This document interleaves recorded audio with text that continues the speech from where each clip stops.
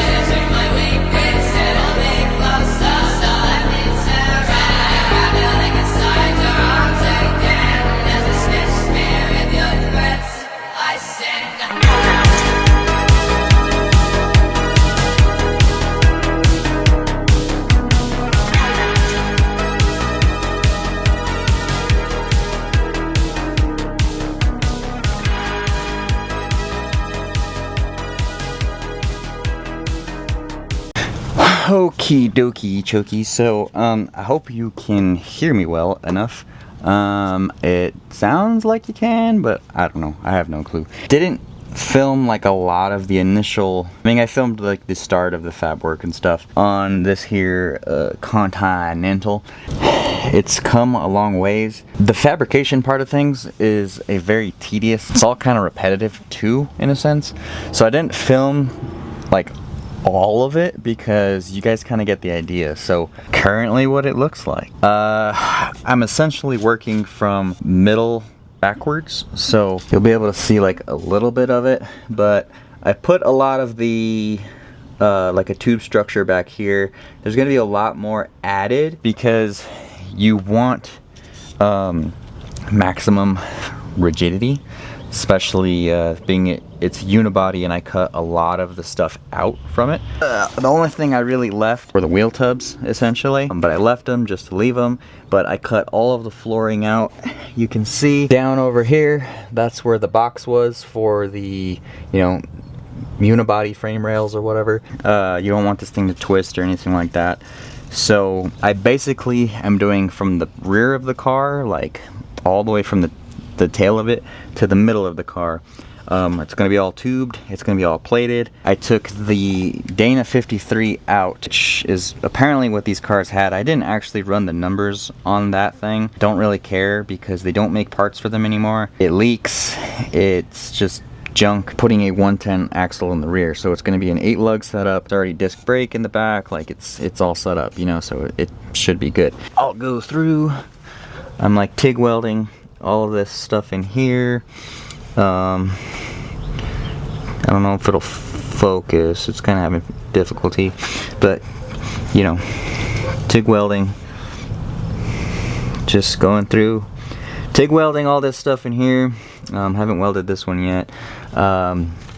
Basically getting a structure for the like floor side of it. This setup here is essentially to box this closed over here, and then it'll strengthen it up a lot because I'm going to cut this whole section out here and then like re-engineer it, restructure it, because the seat goes right here for the rear, so that's kind of in the way. So I'm going to just do away with all this top section and then just lower it down to the height of this so that the seats sit lower, you know, all that jazz. This right here, this tube going across, that goes into the unibody frame rails. This is going to be the new mount for 4-link. So that tube is going to mount the link system, and then I'm going to do a Watts link in the rear. All of this is, it's now cantilever, so this is all up into the cabin. Rear is going to get a Watts link it's going to go off of those tubes in the rear. So I still got to build all that stuff. Steel tabs and aluminum inserts in mind. So I'm still going to do like my diagonals kind of going in here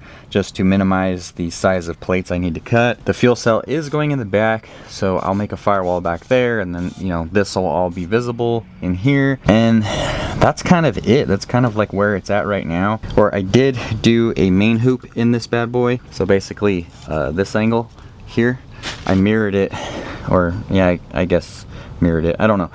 I made this main hoop the same angle as that, and I don't necessarily want to weld the main hoop in yet till I make some down bars here in the rear and, you know, tie all this stuff together here.